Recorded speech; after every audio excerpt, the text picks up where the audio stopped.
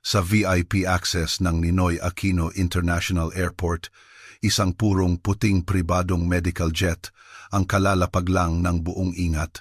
Sa sandaling dahan-dahang bumukas ang pinto ng cabin, daan-daang mga kasama ang dumagsa na parang alon, mahigpit na binabantayan ang isang high-tech na customized na wheelchair na dahan-dahang bumababa sa hagdan. Ang nakaupo sa wheelchair ay ang ikatlong prinsipe ng royal family ng United Arab Emirates, si Khalid bin Zayed. Sa mga sandaling iyon wala siyang emosyon. Parang isang manika ang kanyang mga binti ay naninigas at hindi gumagalaw. Ang buong katauhan niya ay tila walang buhay na para bang nawalan ng kaluluwa. Sino ang mag-aakala na sa loob lamang ng 45 minuto ang prinsipeng ito na hinatulan ng habambuhay na pagkaparalisa ng mga pinakamahuhusay na medical team sa buong mundo ay makakatayo at makakalakad palabas ng pintuan ng ospital sa sarili niyang mga paa kung ang balitang ito ay makakarating pabalik sa palasyo ng Dubai, tiyak na magkakagulo ang buong royal family. Ang mga medical staff sa airport ay natulala sa kanilang nakita. Sa totoo lang, marami ng malalaking eksena ang nakita sa Pilipinas, ngunit ang ganitong karangyaan ay ngayon lang nila nasaksihan at talagang nakapagpabago ng kanilang pananaw. 15 Royal Guard na nakasuot ng tradisyonal na puting damit bawat isa ay may kahanga-hangang presensya. 8 medical staff ang nagtutulak ng iba't ibang high-tech na kagamitan na parang isang mobile ICU.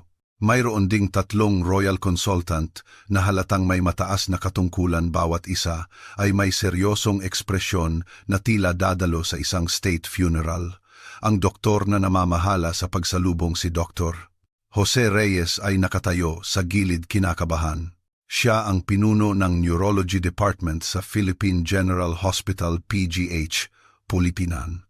Sa loob ng 30 taon sa serbisyo, nakakita na siya ng lahat ng uri ng kakaiba at komplikadong mga kaso, ngunit iba ito.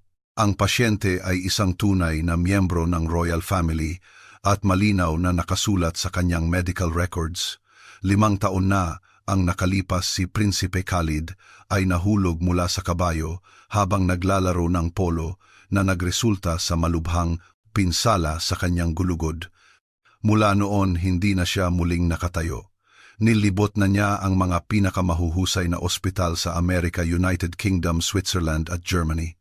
Ang conclusion ay iisa ang pinsala sa nerbiyos ay masyadong malubha at habambuhay na siyang aasa sa wheelchair. Dr. Reyes, narito na po ang lahat ng medical reports ng pasyente, sabi ng kanyang assistant na si Jasmine habang inaabot ang isang napakakapal na folder na puno ng mga imahe at ulat na may higit sa 100 piraso ng MRI films lamang. Kinuha ito ni Dr. Reyes at habang binubuklat lalong kumunot ang kanyang noo. Ang ika-4 at ika-5 vertebrae ay malubhang na pinsala at deform, ang mga nerbiyos ay naiipit ng husto at ang mga kalamnan ay lubhang nanghina. Ang kondisyon ay talagang seryoso. Ngunit bigla niyang napansin ang isang mahalagang detalye. Lahat ng Western medical reports ay nakatuon lamang sa mga buto ng gulugod. Halos walang nabanggit tungkol sa kondisyon ng mga nakapaligid na soft tissues at daluyan ng enerhiya. Interesting bulong ni Dr. Reyes. Ang mga dayuhang doktor na ito ay magagaling sa teknolohiya, ngunit masyadong makitid ang kanilang pag-iisip. Nakatingin lang sila sa buto at nerbiyos at hindi nila isinasaalang-alang na ang katawan ng tao ay isang buong sistema. Ang convoy ay marangyang naglakbay patungo sa PGH. Sa daan ang mga tao ay napapatingin. Ang mga kalsada ng Maynila ay puno ng mga jeepney, kotse at bus na nagsisiksikan na parang isang malaking kaldero. Ang amoy ng mga pagkaing kalye tulad ng isaw kwek-kwek at banana Q ay lumulutang sa hangin mula sa mga nagtitinda sa tabi ng daan. 1, 2, 3, 4, 5 sa labas ng isang sari-sari store, ilang estudyante na naka-uniforme ang nag-uusap tungkol sa isang esports competition.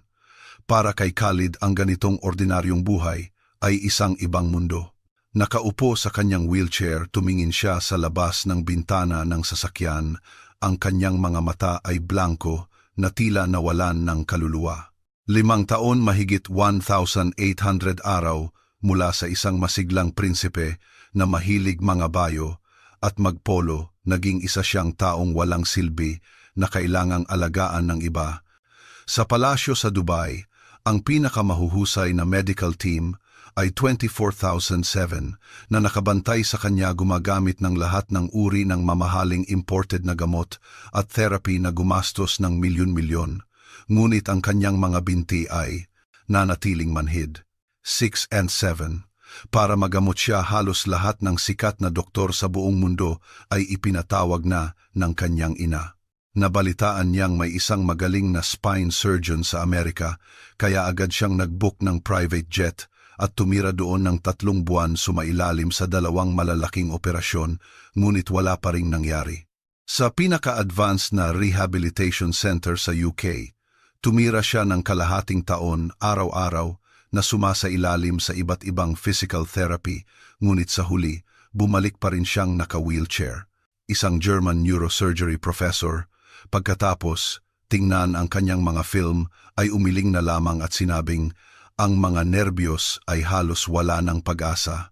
Habang buhay na itong ganito. Mahal na prinsipe, narito na po tayo sa ospital, mahinang paalala ng hepe ng mga guwardiya. Ang VIP Specialty Care Center ng PGH ay matagal ng handa. Ang privacy protection at profesionalismo ay nasa pinakamataas na antas. Si Dr. Reyes at ang kanyang team ay naghihintay sa pasukan. Bukod sa mga eksperto sa buto, kasama sa team ang isang tradisyonal na manghihilot at mga rehabilitation therapist. Welcome to the Philippines, Your Highness Prince Khalid, bati ni Dr. Reyes sa matatas na Ingles. Pagkatapos ipinasalin niya sa interpreter, gagawin namin ang lahat ng aming makakaya para tulungan kayong makatayong muli. Bahagyang tumango si Khalid, malamig pa rin ang kanyang ekspresyon. Sa totoo lang, matagal na siyang nawalan ng pag-asa.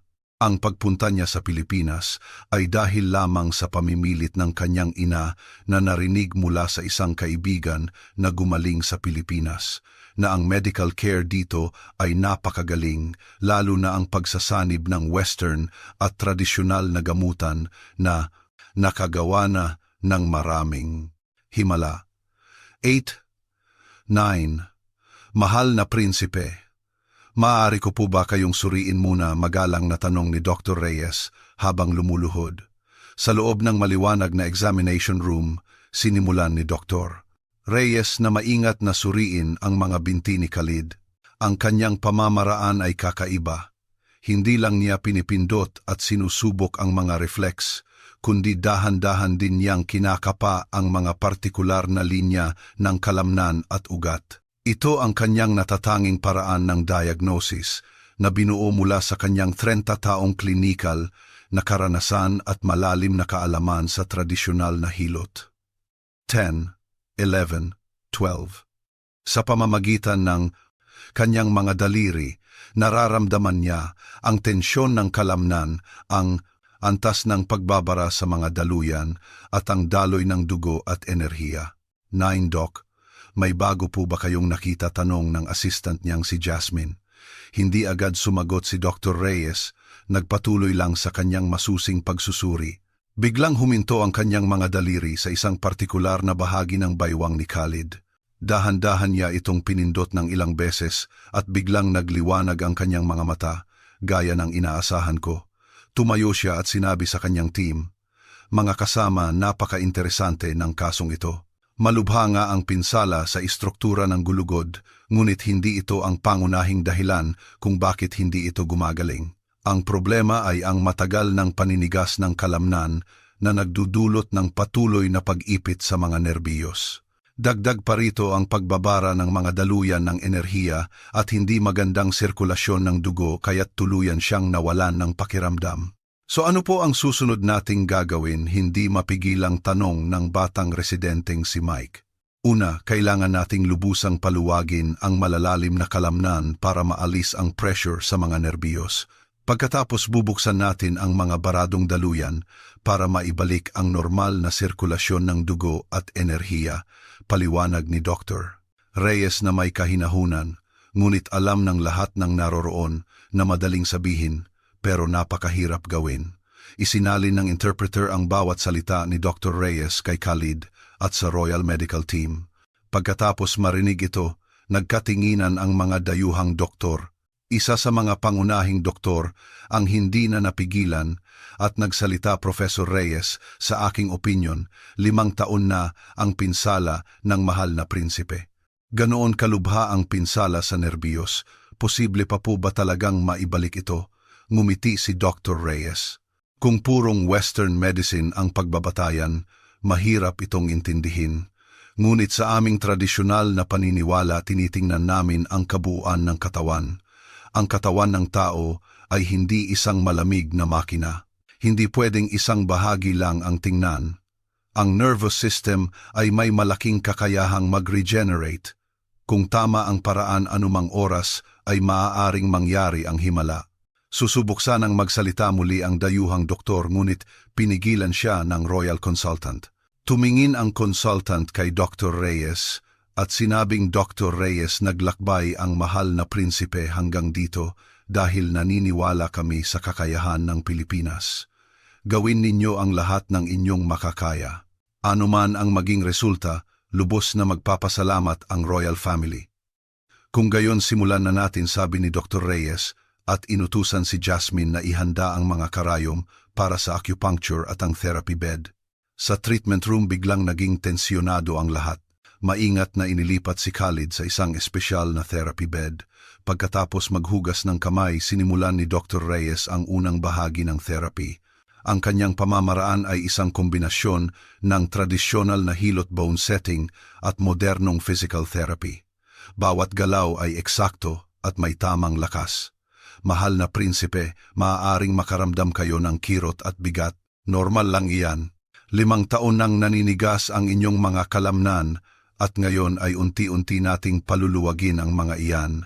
Nagtiimbagang si Khalid, nagsimulang pagpawisan ang kanyang noo. Sa totoo lang, matagal na niyang hindi naramdaman ang ganitong pakiramdam.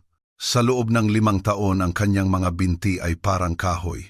Ngayon biglang may mga alon ng kirot at sakit na dumadaloy na nagbigay sa kanya ng gulat at kaunting takot. Dok, nagsisimula ng kumibot ang mga kalamnan niya, masiglang sigaw ni Jasmine. Magpatuloy tayo mahinahon, na sabi ni Dr. Reyes, hindi natitinag ang kanyang mga kamay. Alam niyang ito ang kritikal na sandali at kailangan nilang ituloy. Pagkatapos ng 20 minuto natapos ang yugto ng hilot, kinuha ni Dr. Reyes ang mga sterilized na karayom at sinimulang itusok ang mga ito nang may katumpakan sa baywang at mga binti ni Khalid. Bawat punto ay maingat na pinagsasama ang tradisyonal na mga acupuncture points at mga modernong natuklasang nerve trigger points.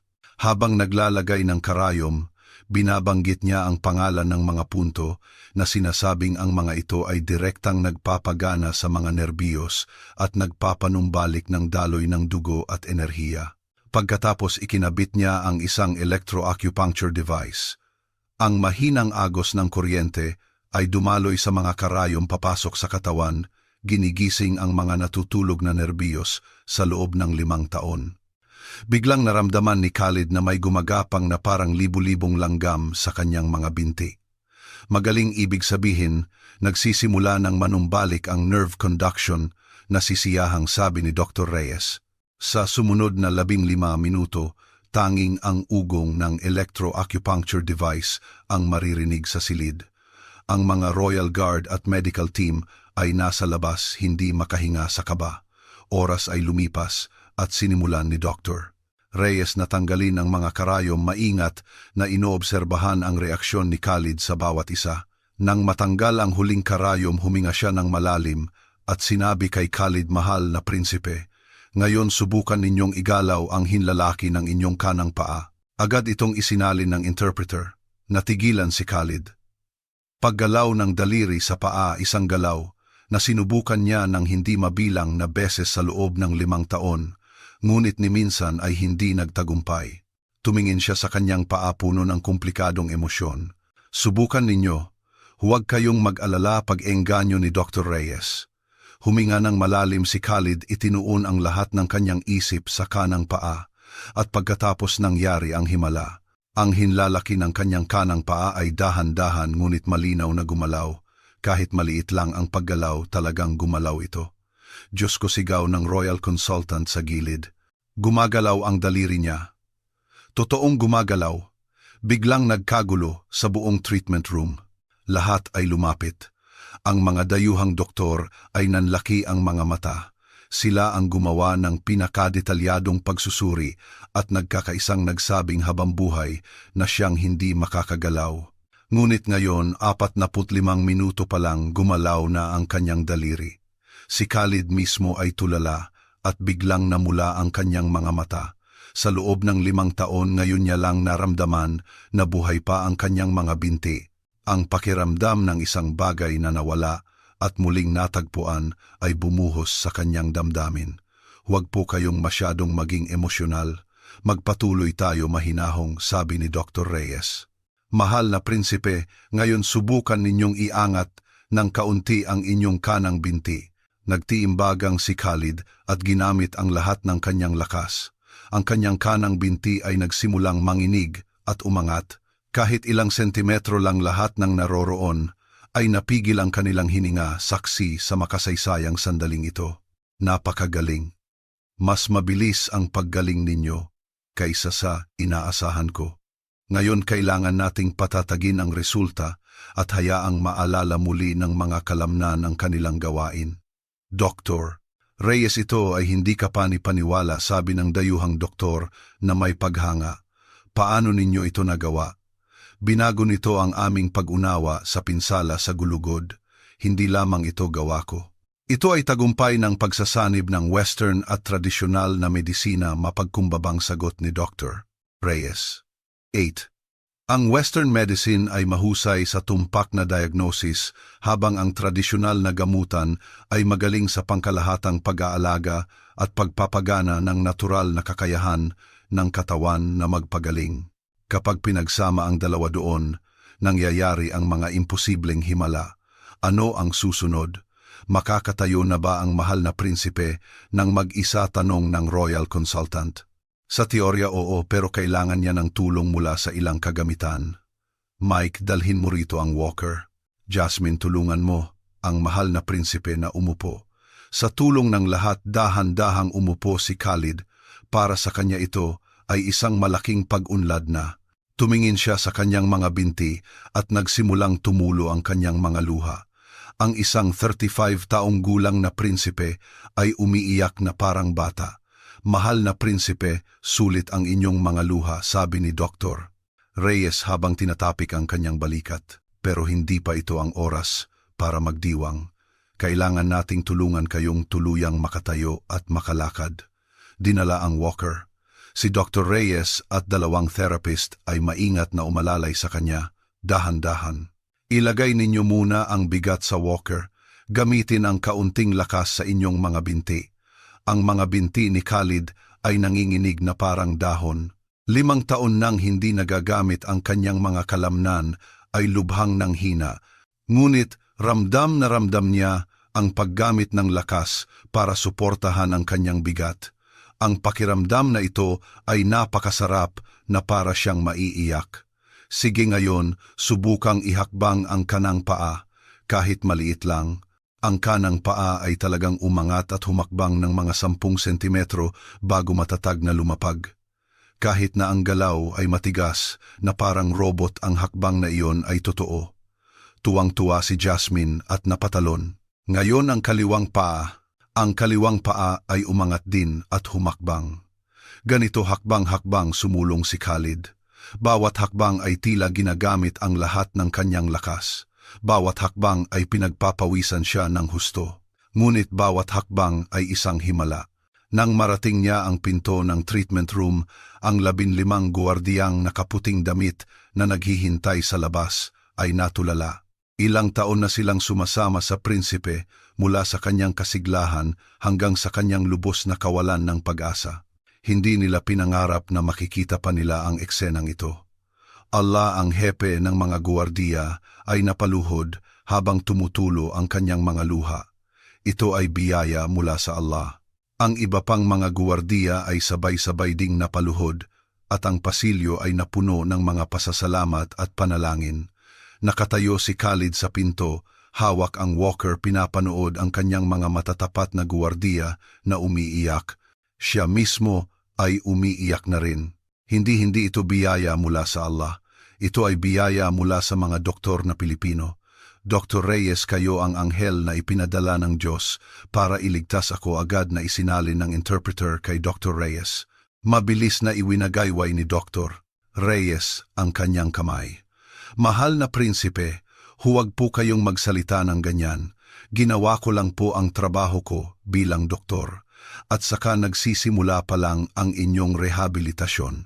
Araw-araw pa rin kayong sasailalim sa acupuncture at hilot. Doktor, gaano man katagal hindi na ako babalik sa Dubai. Sabi ni Khalid, puno ng determinasyon ang kanyang mga mata. Gusto kong tuluyang makatayo. Gusto kong maglakad ng mag-isa. Ang balita ay mabilis na kumalat pabalik sa Dubai na parang apoy. Nagkagulo ang buong royal family.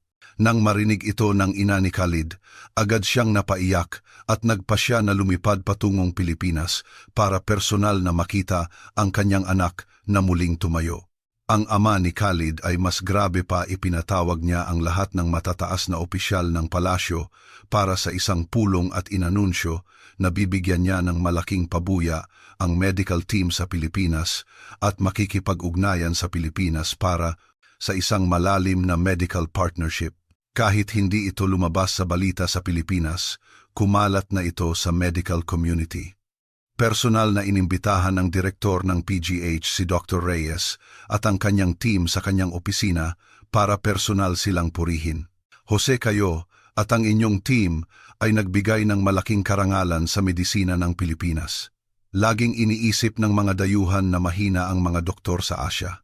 Ngayon dapat na silang manahimik. Ang ating teknolohiyang medikal ay talagang world class. Direktor, sobra naman po ang papuri ninyo. Hindi po ito gawa ng isang tao lang. Ang aming manghihilot at mga therapist ay nagbigay ng lahat ng kanilang makakaya. Ang tagumpay na ito ay ang pinakamalakas na patunay ng bisa ng pagsasanib ng Western at tradisyonal na medisina. Namula sa tuwa ang direktor. Tama, pagsasanib ng dalawang kaalaman, ito ang ating natatanging kakayahan. Alam mo ba, ilang mga nangungunang internasyonal na ospital na ang nagpapadala ng mensahe gustong kopyahin ang ating ginawa. Sa mga sumunod na araw, si Khalid ay nagpatuloy sa kanyang araw-araw na pagpunta sa PGH. Sa umaga, acupuncture at hilot. Sa hapon, physical therapy. Sa gabi, umiinom pa siya ng espesyal na herbal na sabaw. Gumawa si Dr. Reyes ng isang kumpletong rehabilitation plan para sa kanya. Bawat hakbang ay maingat na binalak. Sa panahong ito, nagsimula ring tunay na makilala ni Khalid ang Pilipinas. Dati ang tingin niya sa Pilipinas ay isang maliit na islang bansa sa Asya na medyo maunlad lang ang ekonomiya. Ngayon na narito na siya, natuklasan niyang ang lugar na ito ay sobrang moderno, hindi tulad ng kanyang inaakala. Dr. Reyes, ang sistema ng kalusugan sa Pilipinas ay napakahusay, sabi ni Khalid pagkatapos ng isang araw ng therapy. Nakatira na ako sa mga nangungunang ospital sa Europa at Amerika. Ang kanilang mga kagamitan ay talagang marangya, ngunit pakiramdam ko ay malamig at walang personal na ugnayan. Dito sa inyo iba, hindi lang ang binti ko ang ginagamot ninyo, kundi tinatrato ninyo ako bilang isang buong tao. Iyan ang aming espesyalidad, ang pagiging makatao, sabi ni Dr. Reyes. Ang pasyente ay hindi isang piyesa ng makina. Hindi pwedeng ayusin lang ang binti at kalimutan ang tao. Kailangan ng pangkalahatang pag-aalaga. Bukod pa riyan, mayroon kaming PhilHealth, ang aming pambansang health insurance. Kahit na pribado ang inyong kaso, ang sistemang ito ay nagturo sa aming mga health worker na maging masigasig sa bawat pasyente. 14, PhilHealth, nagtatakang tanong ni Khalid. Lahat ng tao ay hindi kailangang mag-alala sa gastusin sa pagpapagamot. Opo, mula bata hanggang matanda, kapag nagkasakit pumupunta sila sa ospital. Hindi sila mapipigilan ng kawalan ng pera, dagdag ni Jasmine. Maaring hindi kami ang pinakamayaman, pero ang aming mga serbisyong pangkalusugan at edukasyon ay napakahusay. Napaisip si Khalid. Sa Dubai, ang mga maharlika at mayayaman ay nakakatamasa ng pinakamahusay na serbisyong medikal sa buong mundo, ngunit ang kalagayan ng ordinaryong mamamayan ay malayo. An S6-15, ang Pilipinas, sa kabila ng pagiging maliit, ay nagawang magkaroon ng pambansang health insurance. Napakagaling nito. Sa ikatlong araw ng paggamot ang pag-unlad ni Khalid ay kitang-kita na. Hindi na niya kailangan ng saklay. Sa kaunting alalay kaya na niyang dahan-dahang maglakad. Ang lakas sa kanyang mga binti ay mabilis na bumabalik. Kahit medyo nanginginig pa, malayo na ito sa kanyang kalagayan noong dumating siya. Mahal na prinsipe, ngayon subukan nating maglakad ng walang tulong, sabi ni Dr. Reyes, nagbibigay ng mas malaking hamon. Kaya ko na po ba talaga, tanong ni Khalid sabay na nasasabik at kinakabahan. Mas mabilis ang paggaling ninyo kaysa sa inaasahan ko. Naniniwala akong kaya ninyo, sabi ni Dr. Reyes, pinalalakas ang kanyang loob. Pero dahan-dahan lang, huwag magmadali. Sa rehabilitation room nakatayo si Khalid sa gitna ng mga parallel bars, ang kanyang mga kamay ay bahagyang nakapatong sa mga ito. Si Dr. Reyes at ang therapist ay nakatayo sa magkabilang gilid, handang sumalo anumang oras, ngunit hindi siya direktang hinahawakan. Sige, ngayon, alisin ninyo ang inyong mga kamay at subukang tumayo, ng matatag mahinahong utos ni Dr. Reyes. Huminga ng malalim si Khalid at dahan-dahang inalis ang kanyang mga kamay. Ang kanyang katawan ay bahagyang gumewang, ngunit agad ding naging matatag. Kahit nanginginig pa ang kanyang dalawang binti, ay talagang sinusuportahan ang bigat ng kanyang buong katawan. Napakagaling. Ngayon humakbang ng ilang beses. Iangat ang kanang paa at ihakbang pasulong. Iangat ang kaliwang paa at ihakbang. Ganito dahan-dahan humakbang si Khalid, walang anumang tulong mula sa labas, tanging sa sarili niyang mga binti. Kahit hindi pa maganda ang kanyang lakad at kailangan niyang mag-concentrate ng husto para hindi matumba, talagang naglalakad siya ng mag-isa. Nakakalakad na ako. Nakakalakad na. Talaga ako, sigaw ni Khalid habang tumutulo ang kanyang mga luha. Ang mga nurse at doktor sa paligid ay pumalakpak at nagsigawan. Nagdiwang ang lahat. Isang taong hinatulan ng habang buhay na pagkaparalisa ay nakakalakad na ng mag-isa sa loob lamang ng 3 araw. Ito ay isang himala sa kasaysayan ng medisina. Nang makarating ang balita sa Dubai, ipinalabas ito sa pambansang telebisyon ng UAE. Kahit hindi pinangalanan kung sinong prinsipe, alam ng lahat sa loob ng royal family. Maraming miyembro ng royal family ang nagsimulang magplano na ipadala ang lahat ng kanilang mga may malubhang karamdaman sa Pilipinas. Ang ina ni Khalid ay hindi na mapakali. Agad siyang nag-ayos ng isang pribadong eroplano papuntang Pilipinas kasama ang ilang matataas na opisyal ng royal family. Gusto nilang lahat na masaksihan ang himalang ito. Sa ika-5 araw, pagbaba ng eroplano ng ina ng prinsipe at pagdating sa PGH, ang nakita niya ay ang kanyang anak na nakatayo at naghihintay sa kanya sa pasukan. Hindi naka-wheelchair kundi tunay na nakatayo. Dahan-dahang lumakad si Khalid palapit. Kahit medyo matigas pa ang kanyang lakad, talagang naglalakad siya ng mag-isa. Ang ina ng prinsipe ay napaiyak at niyakap nang mahigpit ang kanyang anak, humahagulgol, 5 taon. 5 taon niyang pinanood ang kanyang masiglang anak na maging isang taong inutil. Ang sakit na iyon ay mas masahol pa sa kamatayan.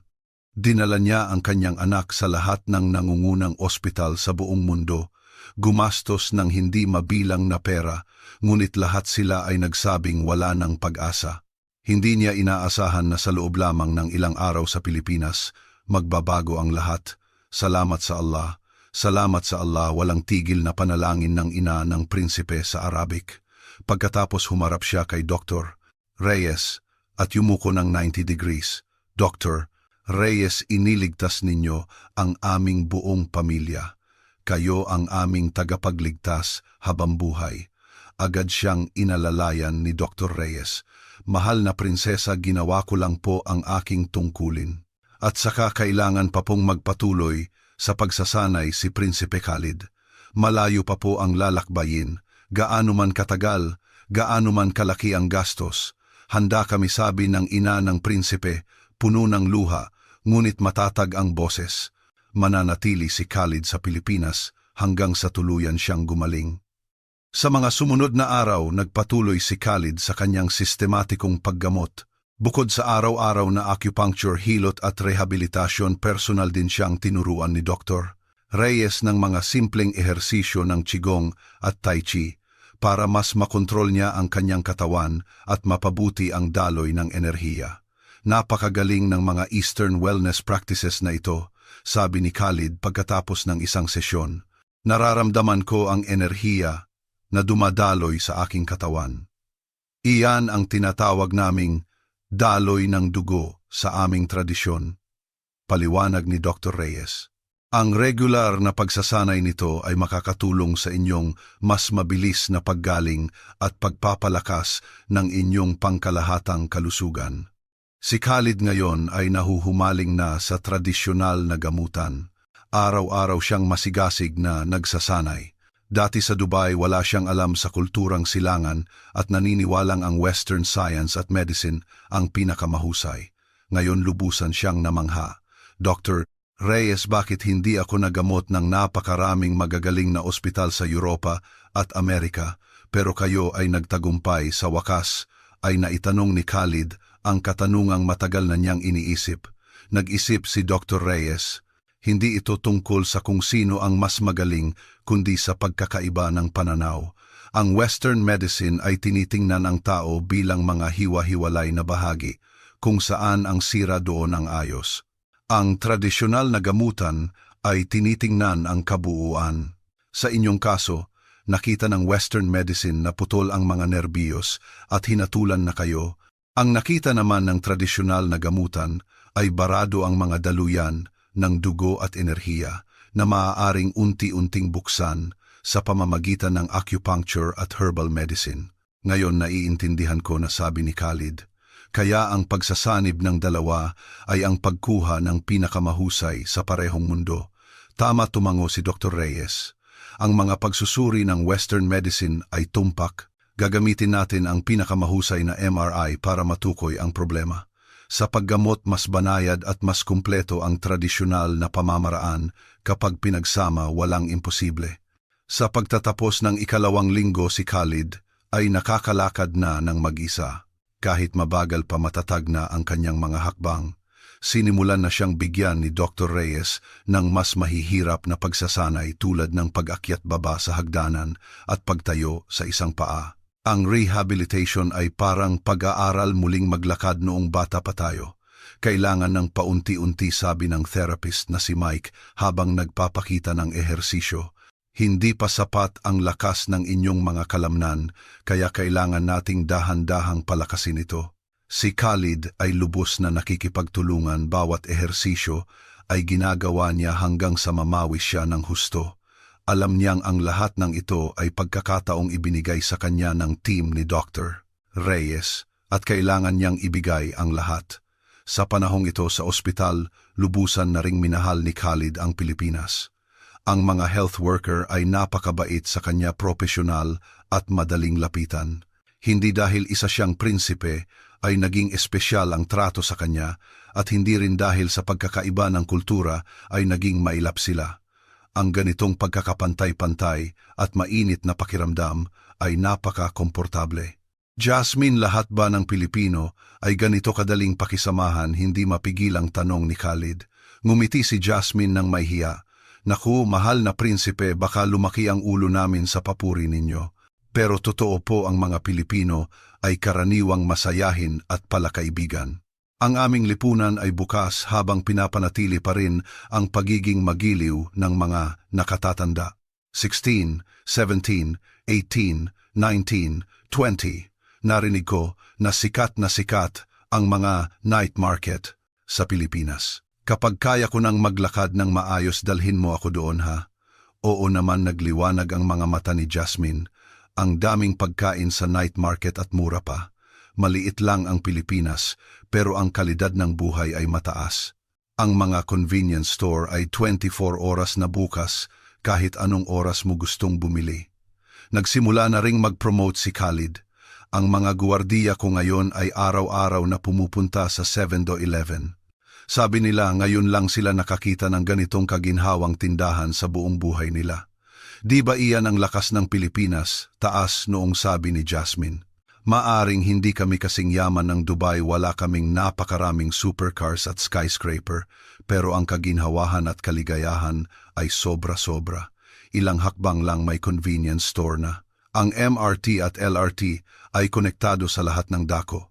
Anumang gusto mong kainin available agad. Ang mga salitang ito ay lalong nagpatibay sa paghanga ni Khalid sa Pilipinas. Bago siya dumating, akala niya ang Asya ay atrasado. Ngayon natuklasan niyang ang kalidad ng buhay dito ay kayang tapatan ang Europa at Amerika. Sa ikatlong linggo, nagpasya si Dr. Kin Reyes na gawin ang isang malaking hakbang. Dinala niya si Khalid sa labas para mag-ehersisyo. Pumunta sila sa isang parke malapit sa PGH. Maganda ang kapaligiran at sariwa ang hangin. Mahal na prinsipe, ang target natin ngayon ay maglakad ng 1 kilometro. Ito ay isang milestone sa inyong paggaling. 1 kilometro, medyo kinabahan si Khalid. Maniwala kayo sa inyong sarili. Napakagaling ninyo na pinalakas ni Dr. Reyes ang kanyang loob. Naglakad sila mula sa ospital, dahan-dahan sa bangketa. Ang mga dumadaan ay napapatingin sa isang dayuhan na nakapasyenteng damit na binabantayan ng maraming guwardiya, ngunit dahil sa magandang asal ng mga Pilipino, walang lumapit para mag-usisa o kumuha ng litrato. Pagdating sa parke, nagsimula ng pagpawisan si Khalid, ngunit nagpatuloy siya. Ang parke ay puno ng mga lolo at lola na nag-e-ehersisyo. May mga nagta-tai chi, may mga nagsasayaw. Namangha si Khalid, Dr. Reyes, ano ang ginagawa ng mga lolo at lola na iyon? Nagta-tai chi, isang tradisyonal na wellness practice. Mabagal ang galaw, pero may lakas na nakakatulong sa sirkulasyon at balanse. Araw-araw na pagsasanay ay nagpapalakas ng katawan. Lahat ba ng matatanda sa Pilipinas ay marunong mag-alaga ng kalusugan? Oo naman. Dagdag pa ang PhilHealth kaya hindi magastos magpagamot, kaya mahaba ang buhay ng mga tao. Pagkatapos maglakad ng 1 kilometro, pagod na pagod si Khalid, ngunit masayang masaya. Ito ang unang pagkakataon sa loob ng 5 taon na nakapaglakad siya ng ganito kalayo gamit ang sarili niyang mga binti. Ang kanyang mga guwardiya ay napaiyak sa tuwa. Pagbalik sa ospital, inanunsyo ni Dr. Reyes, mahal na prinsipe, ang inyong paggaling ay mas mabilis pa kaysa sa textbook. Sa loob ng 2 linggo pa maaari na kayong mamuhay ng normal. Totoo po ba? Akala ko aabutin pa ng kalahating taon. Maganda ang inyong pundasyon, masipag kayo, at ang pagsasanib ng aming pamamaraan ay walang kapantay, nakangiting sabi ni Dr. Reyes. Pero pagbalik ninyo sa Dubai, kailangan ninyo pa ring mag-ingat. Bibigyan ko kayo ng ilang herbal na reseta na dapat ninyong inumin ng regular at araw-araw gawin ninyo ang mga ehersisyong itinuro ko. Dr. Reyes, hindi ko alam kung paano kayo pasasalamatan, namumula ang mga mata ni Khalid. Binigyan ninyo ako ng bagong buhay. Ang magamot kayo ay isang karangalan para sa akin, medyo nahihiyang, sabi ni Dr. Reyes. Nakatulong din ito na maipakita ang galing ng tradisyonal na medisina. Sana mas marami pang tao ang maniwala at kumilala dito. Nang gabing iyon, naghanda ang ina ni Khalid ng isang napakalaking salusalo sa isang 5-star hotel malapit sa ospital. Inimbitahan niya ang buong team ni Dr. Reyes at ang mga pinuno ng PGH. Ang handaan ay napakagarbo, ang mga pagkain ay isa-isang masasarap at may mga espesyal na sangkap pa na ipinadala mula sa Dubai. Dr. Reyes, ito ay isang maliit na tanda ng aming pasasalamat personal na iniabot ng ina ng prinsipe, ang isang napakagandang kahon. Nang buksan, ito ay puno ng pinakamataas na kalidad ng insenso at mga mamahaling palamuti mula sa UAE. Agad na tumanggi si Dr. Reyes, Mahal na prinsesa, napakamahal po nito. Hindi ko po ito matatanggap. Kailangan ninyong tanggapin, iginiit ng ina ng prinsipe. Iniligtas ninyo ang buhay ng aking anak. Ang mga bagay na ito ay hindi sapat para maipahayag ang aming pasasalamat. At saka nagpasya na ang aming royal family na magtayo ng isang medical foundation sa Pilipinas para suportahan ang pananaliksik sa pagsasanib ng Western at tradisyonal na medisina para matulungan ang mas marami pang pasyente tulad ni Khalid. Nang marinig ito, lahat ay natigilan. Isang foundation at para pa sa pagsasanib ng 2 uri ng medisina. Ito ay isang napakalaking biyaya para sa medisina ng Pilipinas. Mahal na prinsesa, lubos kaming nagpapasalamat sa inyong kabutihan. Nanginginig ang boses ng direktor ng PGH sa tuwa. Ang foundation na ito ay hindi lang makakatulong sa mas maraming tao, kundi magtuturo rin sa international medical community ng ating mga pamamaraan. Ito po ang nararapat na kangiting sabi ng ina ng prinsipe. Ang karanasan ni Khalid ay nagpakita sa amin kung gaano kahusay ang tradisyonal na medisina at kung gaano katatag ang medical na sistema ng Pilipinas. Gusto naming ibahagi ang biyayang ito sa mas maraming tao. Sa kalagitnaan ng salo-salo, biglang tumayo si Khalid. Ito ang unang pagkakataon sa loob ng 5 taon na nagsalita siya sa publiko nang nakatayo. Mga kaibigan, 5 taon na ang nakalipas tuluyan nang nawalan ng pakiramdam ang aking mga binti. Hinatulan ako ng mga doktor sa Europa at Amerika ng habambuhay na pagkaupo sa wheelchair. Noong mga panahong iyon, akala ko tapos na ang buhay ko. Para akong isang buhay na patay, nanginginig ang boses ni Khalid. Ngunit binigyan ako ni Dr. Reyes ng pangalawang buhay. Sa loob lamang ng 3 linggo nakatayo na ako, nakakalakad. Ito ay hindi himala, ito ang kapangyarihan ng medisina, ang kapangyarihan ng pagsasanib ng 2 kaalaman. Nagpalakpakan ang lahat. Gusto kong sabihin sa buong mundo, ang Pilipinas ay hindi isang atrasadong maliit na bansa na iniisip ninyo.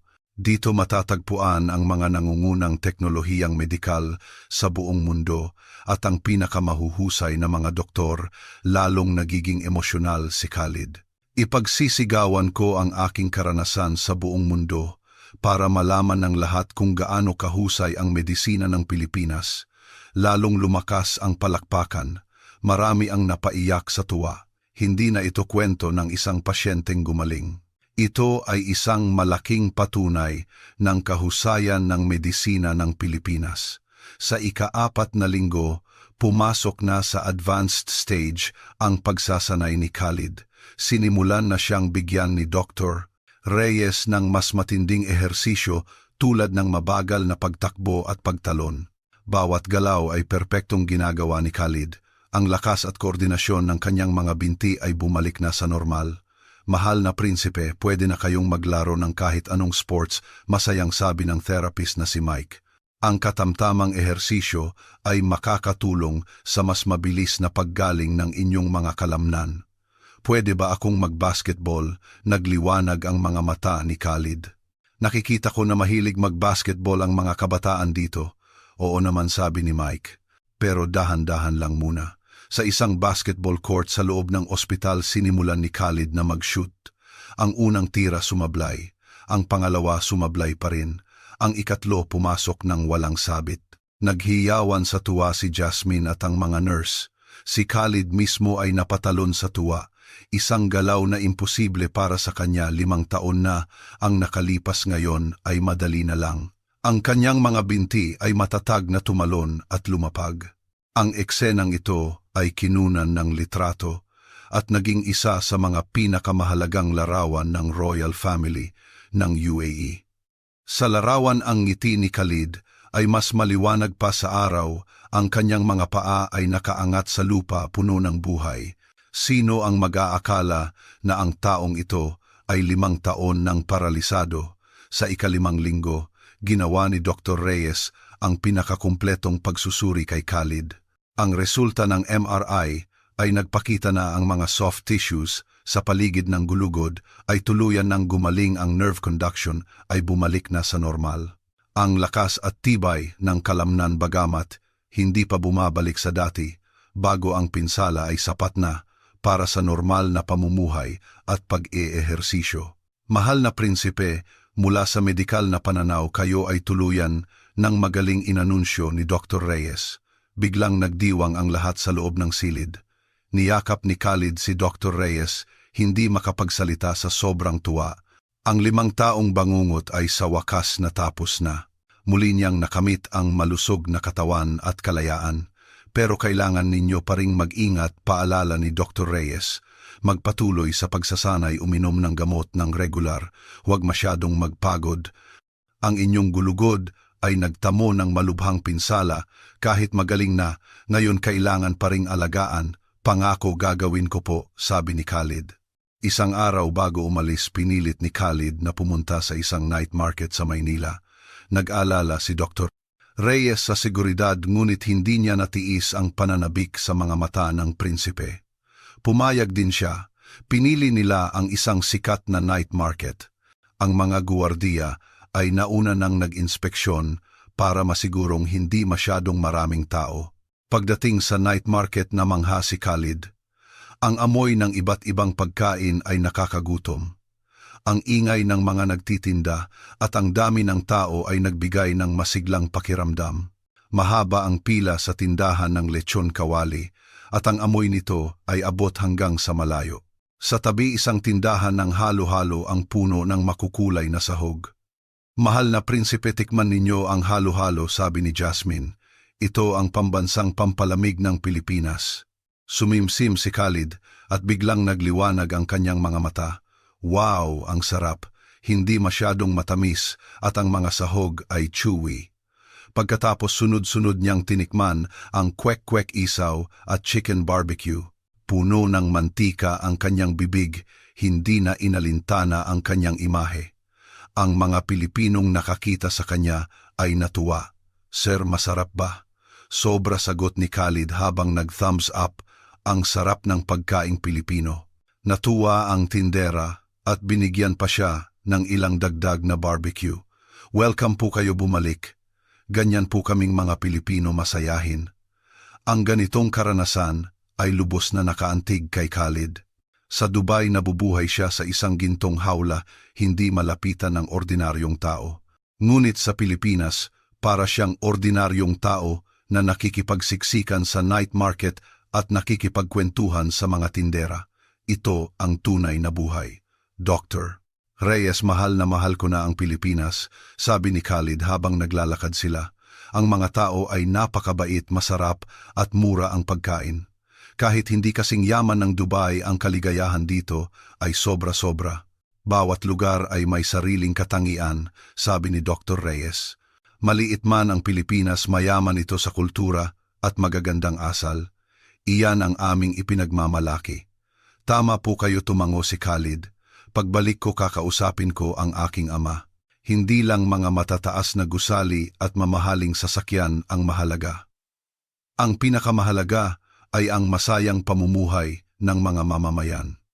Pagkatapos ng night market, pumunta sila sa isang 24 oras na bookstore.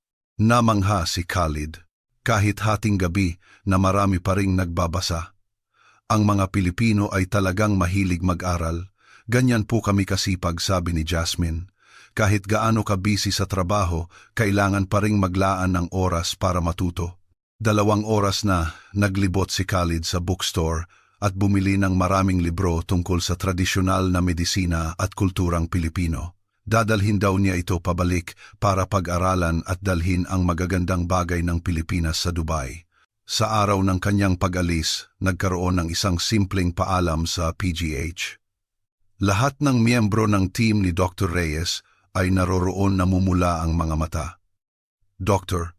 Reyes, habang buhay kong aalalahanin ang inyong kabutihan, sabi ni Khalid, habang mahigpit na hawak ang kamay ni Dr. Reyes. Hindi lang ninyo ginamot ang aking mga binti, ibinalik din ninyo ang aking pag-asa sa buhay. Ang paggaling mo ang pinakamalaking karangalan sa aking buhay, sabi ni Dr. Reyes. Alalahanin mo ang mga bilin ko, ha? Araw-araw na ehersisyo at regular na pag-inom ng gamot. Kung may problema, i-message mo lang ako. Pangako, sabi ni Khalid. Humarap siya sa lahat at yumuko. Salamat sa inyong lahat, salamat Pilipinas. Ang 5 linggong ito ang pinakamahalagang panahon sa aking buhay. Sa airport iginiit ni Khalid na mag-isang umakyat sa hagdan ng eroplano. Bawat hakbang ay matatag puno ng lakas at kumpiyansa. Pagdating sa pinto ng cabin, lumingon siya at kumaway, ang kanyang ngiti ay mas maliwanag pa sa araw. Ang larawang ito ay sumikat sa buong mundo at tinawag na Philippine Medical Miracle na gumawa ng ingay sa international medical community. Paglipad ng eroplano, pinagmasdan ni Khalid ang papalayo at papaliit na isla ng Pilipinas, puno ng pasasalamat at pangungulila ang kanyang puso. Ang maliit na islang ito ang lumikha ng isang himala sa kasaysayan ng medisina at lubusang nagpabago ng kanyang buhay.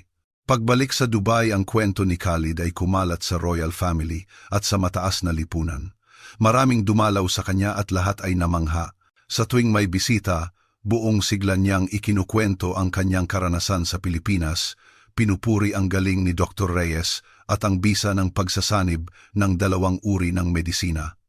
Alam niyo ba, ang Pilipinas ay napakagaling. Ang kanilang teknolohiyang medikal ay mas mahusay pa kaysa sa Europa at Amerika. Ang mga doktor ay hindi lang magagaling kundi mababait pa, at ang lipunan ay napakaunlad, hindi tulad ng iniisip ng marami. Ang kanyang mga kwento ay nagpabago sa pananaw ng marami. Dati akala nila ang Western medicine lang ang maaasahan. Ngayon nalaman nilang mayroon palang napakagaling na manlalaro sa Asya. Ang ama ni Khalid ay lalong namangha. Agad siyang nagpatawag ng isang pulong ng Royal Council at inanunsyo ang isang malalim na medical partnership sa Pilipinas. Bukod sa foundation na ipinangako, magpapadala rin sila ng mga doktor mula sa UAE sa Pilipinas para mag-aral ng pagsasanib ng Western at tradisyonal na medisina. Ito ay biyaya mula sa Allah at galing ng mga doktor na Pilipino, emosyonal na sabi ng hari. Kailangan nating magpasalamat at matuto. Dalhin natin ang mahusay na sistemang ito pabalik sa UAE para sa kapakinabangan ng ating mamamayan. Ang desisyon ay buong pagkakaisang sinang-ayunan. Hindi nagtagal, formal na itinatag ang isang medical exchange program sa pagitan ng UAE at Pilipinas. Si Khalid mismo ay hindi nagpahinga. Sinimulan niyang pag-aralan ang teorya ng tradisyonal na medisina, araw-araw na nagsasanay, at kumuha pa ng isang master ng tradisyonal na medisina para manirahan sa Dubai at gabayan siya. Namangha ang master. Mahal na prinsipe, ang inyong pag-unawa sa tradisyonal na medisina ay napakalalim. Kung hindi lang kayo isang prinsipe, maaari kayong maging isang magaling na doktor. Nakangiting sabi ni Khalid. Araw-araw akong nag-aaral. Sa hinaharap, itataguyod ko ang tradisyonal na medisina sa UAE para mas marami ang makinabang. Kalahating taon ang lumipas, bumalik si Khalid sa Pilipinas para sa isang check-up. Pagkatapos ng pagsusuri, pinuri siya ni Dr. Reyes. Ang iyong paggaling ay perpekto. Lahat ng indicators ay nasa normal. Ang iyong pagsasanay sa kigong ay mahusay na rin. Salamat sa inyong pagtuturo. Dr. Reyes, mayroon akong isang malaking plano. Gusto kayong imbitahan ng aking ama sa Dubai para tulungan kaming magtayo ng isang nangungunang medical center na nagsasanib ng Western at tradisyonal na medisina. Nag-isip si Dr. Reyes. Huwag kayong mag-alala, kahit anong kondisyon ibibigay namin, sabi ni Khalid. Hindi ninyo kailangang manirahan doon ng permanente. Regular na pagbisita para magbigay ng gabay ay sapat na. Gusto lang naming dalhin ang inyong karanasan doon para makinabang din ang mga taga-gitnang silangan. Pumayag si Dr. Reyes. Ito ay isang magandang pagkakataon para itaguyod ang tradisyonal na medisina. Sa mga sumunod na taon, ilang beses na lumipad si Dr. Reyes sa Dubai, personal na ginabayan ang team doon. Ang medical center ay mabilis na naging pinakamahusay sa gitnang silangan. Hindi mabilang na mga pasyenteng may malulubhang karamdaman ang nagpunta doon, at ang pagsasanib ng 2 uri ng medisina ay lumikha ng hindi mabilang na himala. Ang tradisyonal na medisina ay sumikat sa gitnang silangan. Si Khalid ay tuluyan nang bumalik sa normal na pamumuhay. Muli siyang nangabayo, dumalo sa mga royal na kaganapan at kinatawan pa ang bansa sa mga internasyonal na kumperensya. Sa tuwing nagsasalita siya sa publiko, binabanggit niya ang kanyang karanasan sa Pilipinas at pinasasalamatan ang mga doktor na Pilipino na nagbigay sa kanya ng pangalawang buhay. Ang medisina ay walang hangganan, ang kultura ay nangangailangan ng pagpapalitan, sabi ni Khalid sa isang International Medical Forum. Kahit gaano kahusay ang Western medicine, mayroon itong mga limitasyon. Ang natatanging halaga ng tradisyonal na medisina ay dapat kilalanin. Sa pamamagitan lamang ng pag-aaral, sa isa't isa tayo tunay na makakatulong sa sangkatauhan.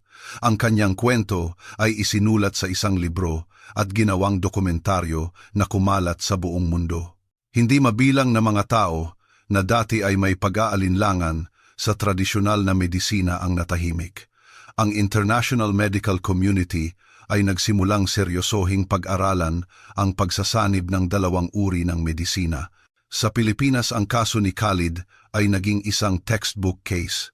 Tumanggap si Dr. Reyes ng maraming parangal, ngunit nanatili siyang isang mapagkumbabang doktor araw-araw na naglilingkod sa mga pasyente. Hindi ito gawa ng isang tao lang, palagi niyang sinasabi sa mga panayam. Ito ay gawa ng buong team at ng pagsasanib ng dalawang kaalaman. Gusto ko lang ipakita sa mas maraming tao ang galing ng tradisyonal na medisina at ang lakas ng medisina ng Pilipinas. Ilang taon ang lumipas, si Khalid at Dr. Reyes ay naging matalik na magkaibigan. Madalas silang mag-video call, nag-uusap tungkol sa medisina at buhay. Ilang beses sa isang taon bumibisita si Khalid sa Pilipinas para magbakasyon at magpa-check up. Itinuturing na niya itong kanyang pangalawang tahanan. Dr. Reyes, alam niyo ba, nagbukas ako ng isang Filipino tea house sa Dubai, nagbebenta ng tsaa at mga pagkaing kalye mula sa Pilipinas. Napakalakas ng negosyo. Maraming lokal ang nakakilala sa Pilipinas dahil sa aking tindahan. Natawa si Dr. Reyes. Mukhang magiging cultural ambassador ka na ng Pilipinas. Oo naman, taas, noong sabi ni Khalid. Binago ng Pilipinas ang aking buhay. Gusto kong malaman ng buong mundo kung gaano kaganda ang Pilipinas. Ang pangakong iyon ay patuloy niyang tinutupad. Sa UAE, palagi niyang ipinagmamalaki ang Pilipinas, ang medisina, kultura, pagkain at mga tao. Dahil sa kanya, mas maraming taga-UAE ang natutong mahalin ang Pilipinas, bumibisita para magturista, mag-aral at makipagkaibigan. At ang prinsipeng iyon na minsang hinatulan ng habambuhay na pagkaparalisa ay ginamit ang kanyang kwento ng tagumpay para patunayan kung ano ang himala. Hindi lang siya muling tumayo, kundi nagtayo rin siya ng isang tulay na nag-uugnay sa dalawang mundo. Ipinakita sa buong mundo ang galing ng Pilipinas at dinala ang tradisyonal na medisina sa entablado ng daigdig.